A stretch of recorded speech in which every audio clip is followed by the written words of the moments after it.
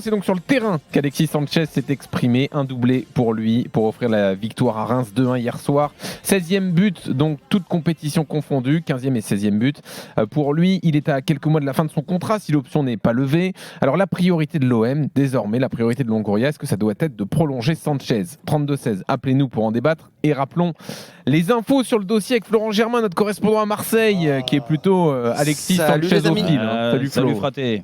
Ah oui, c'est sûr que grande Alexis. Bah écoute, les dossiers, le dossier, oui, tu l'as dit. Alors, a priori, c'est un contrat de 2 ans, parce que vous savez qu'en France, on n'a pas le droit de faire des contrats inférieurs.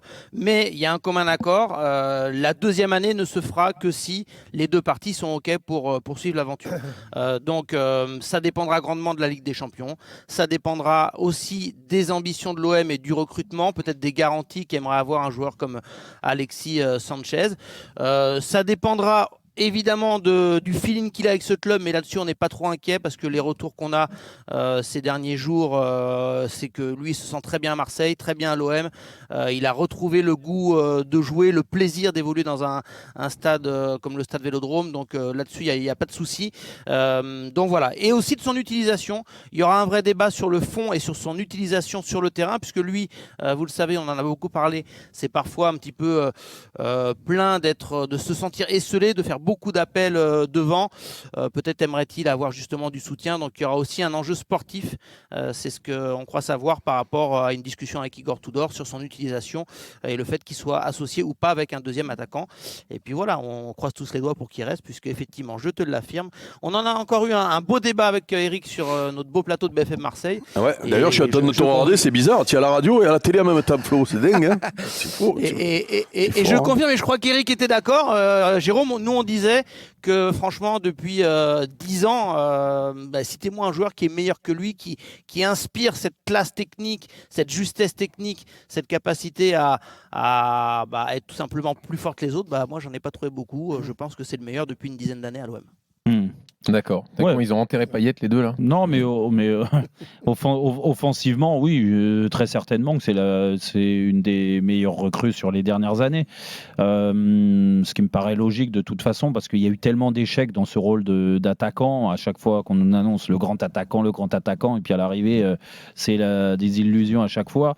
Là, il y avait des certitudes de toute façon, même si Alexis Sanchez avait perdu sa place de titulaire à l'Inter Milan. N'empêche que ça reste un joueur de classe dans tous les cas. La carrière qu'il a faite, il ne l'a pas faite par hasard. Et aujourd'hui, il a 34 ans. Bien sûr qu'il est un peu plus fatigué que quand il en avait 25 et qu'il était à Barcelone à ce moment-là.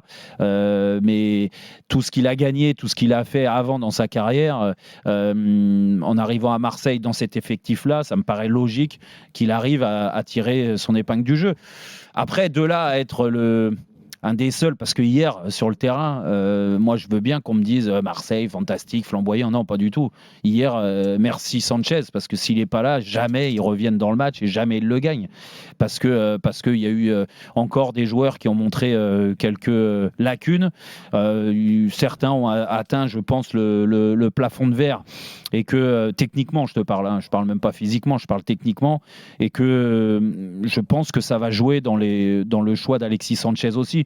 Parce que moi, je veux bien t'écouter, Flo, dire oui, il est très attaché au club et tout ça. Et, la carrière d'Alexis Sanchez, je pense qu'il ne faut pas trop s'attacher sur son côté émotionnel. Lui, c'est un mercenaire. Lui, il va là où le vent souffle. S'il sent qu'à Marseille, en effet, il peut avoir des joueurs un peu plus de classe derrière lui qui vont lui permettre de marquer des buts et beaucoup plus, et se créer beaucoup plus d'occasions qui se créent depuis le début de l'année, il restera.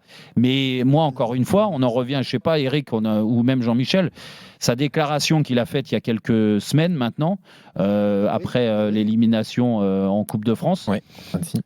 J'ai pas aimé le fait qu'il dise ce qu'il a dit en mettant la pression aux dirigeants, parce que Marseille a toujours montré depuis maintenant l'arrivée de Longoria que c'était un club ambitieux. Alors Eric, qu'est-ce que tu en penses ? Écoute, en tout cas, pour répondre à la question... oui, est-ce que l'OM doit tout faire pour le prolonger ? Oui, j'espère. J'espère qu'ils vont tout faire parce que il n'y en a pas beaucoup de joueurs ces derniers temps. Alors moi, j'ai du mal à dire si c'est le meilleur, pas le meilleur, les 10 dernières années. En tout cas, déjà de récupérer ce joueur en étant l'OM d'aujourd'hui, j'ai trouvé que c'était une perf. Alors la perf, les dirigeants la font parce que l'an dernier, il n'a pas beaucoup joué, parce que il restait aussi sur un passage à Manchester United mi-figue, mi-raisin. Ouais. Et moi, je pensais franchement, et Dieu sait que j'aime ce joueur, notamment, tu avais commenté toi en 2016, on a commenté ensemble la première ligue, Jérôme, là, quand il fait sa saison extraordinaire avec Arsenal. Ouais. Moi, j'adore ce joueur avec le Chili, tout. Enfin, j'adore ce joueur, mais je pensais qu'il était carbo. Et force est de constater qu'il est loin d'être carbo. Qu'il y en a certains à côté de lui qui devraient prendre de la graine, tu vois, quand ils finissent les matchs comme hier soir, là, le petit Tavares, là, quand il va prendre la douche à côté d'Alexis, j'espère qu'il se cache un peu quand même. Parce que lui, dès qu'il perd le ballon, il s'arrête de courir, il regarde les autres courir, tu vois, donc quand tu vois Alexis à côté... Et il perd le ballon. Quand je vais passer une stat, c'est 28 ballons perdus. Mais c'est pour dire qu'il est extraordinaire. Donc j'espère qu'ils vont faire le maximum pour le garder. Peut-être dans un autre rôle, parce que là, il s'épuise devant tout seul. Mais moi, j'aimerais le voir sous le maillot de l'OM l'année prochaine, ça c'est clair. Captain. Ça doit être la priorité dans un club où la stabilité n'est pas tout le temps au rendez-vous sur les mercatos précédents. C'est pour ça aussi qu'on pose la question. C'est l'exception qui confirmerait la règle. En tout cas, moi, je reviens sur le débat qu'il avait eu. Et puis, Alexis Sanchez, il est peut-être plus tout jeune. Il a peut-être plus envie d'aller se frotter aux défenseurs centraux 90 minutes, voire plus, si affinité. Et il sait très bien quand même que dans cette équipe de Marseille, alors, quid de Vitinha, vous m'avez dit que ce serait pour l'année prochaine, Vitinha. J'espère quand même que ce sera pour l'année prochaine. Enfin, je ne sais pas, moi.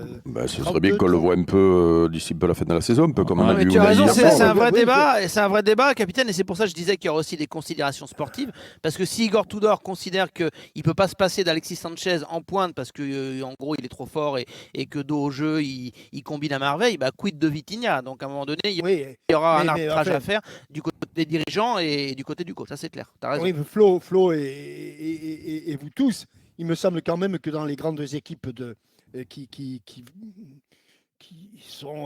côtoient le sommet, on ne joue pas avec un véritable attaquant. Et Alexis Sanchez, auparavant, il avait le petit Harit qui n'était pas véritablement un attaquant. Il a eu Gerson qui n'était pas véritablement un attaquant. Il a eu Under qui n'est pas véritablement un attaquant. On ne va pas parler de Payet qui, on le sait, n'est pas véritablement... Il est tout seul quand même dans cet effectif, me semble-t-il. Donc, il est conscient qu'il ne peut pas faire une saison complète à 35 ans à la pointe de l'attaque tout seul et qu'il demande avec insistance de l'aide, de l'appui. Et je trouve sa requête tout à fait normale. Et je pense que s'il a un véritable appui, un véritable second avant-centre ou un second attaquant avec lui, il faut le garder à tout prix. Ouais, mais il l'a eu, Jean-Michel. C'est pour ça que sa déclaration, je ne la comprends pas. Parce que mais qui l'a eu ils prennent Vitinha à 32 millions d'euros. Mais il ne joue pas. Non, mais attends, c'est pas parce qu'il joue pas. Et Alexis Sanchez, il est pas plus con que les autres. Il voit comment. Non, mais il est pas plus bête que les autres. Il voit comment fonctionne Tudor. Aujourd'hui, Tudor, il fonctionne avec un numéro 9. Le numéro 9, c'est Alexis Sanchez. Il va pas se plaindre de pas jouer avec un autre attaquant. S'il y avait un autre attaquant qui jouait à sa place, il jouerait pas Alexis Sanchez.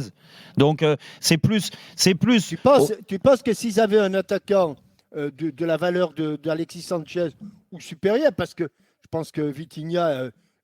Vu son âge, est peut-être supérieur. Tu penses que Tudor ne fera jamais jouer et Sanchez et Vitinha ensemble? Écoute, moi, je pars du principe que peut-être qu'il y a eu des discussions en interne aussi avec Alexis Sanchez et les dirigeants. Je pense que oui. C'est le meilleur moyen pour qu'ils s'en aillent alors.